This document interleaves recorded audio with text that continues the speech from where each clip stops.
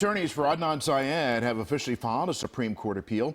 It comes after the subject of the popular podcast Serial was denied a new trial earlier this year. Syed was convicted of killing his ex-girlfriend and classmate in Baltimore County back in 2000. WJZ's live Paul Gesser with the extension request filed this afternoon. Paul.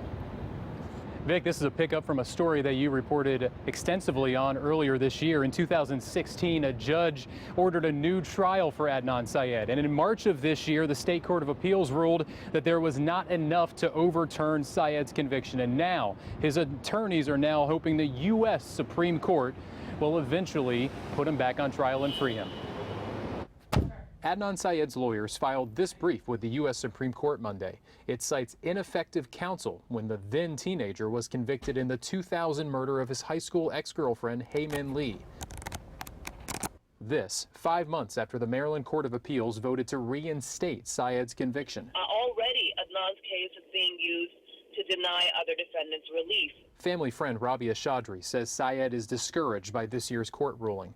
He is serving a life sentence for Lee's murder, but his case was highlighted in 2014 in the podcast Serial, raising concerns about cell phone tower data and an alibi witness never called to testify.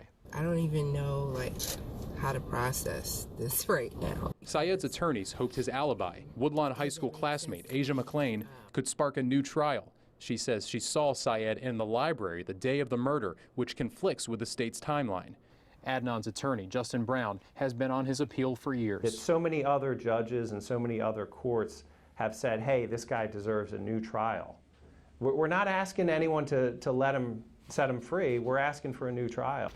Brown's petition argues a jury should decide the veracity of McClain's alibi testimony, not the Court of Appeals. Still, they acknowledge the case is a long shot to be heard. We have other claims that we absolutely intend to raise and go back to state court. We are not done by any stretch of the imagination. McClain, that potential alibi witness Monday, says she hopes the Supreme Court grants a new trial. Back live now here in downtown Baltimore. On average, the U.S. Supreme Court hears less than 2% of the more than 7,000 cases petitioned to them each year. Reporting live outside the District Court in downtown Baltimore, I'm Paul Gesser for WJZ.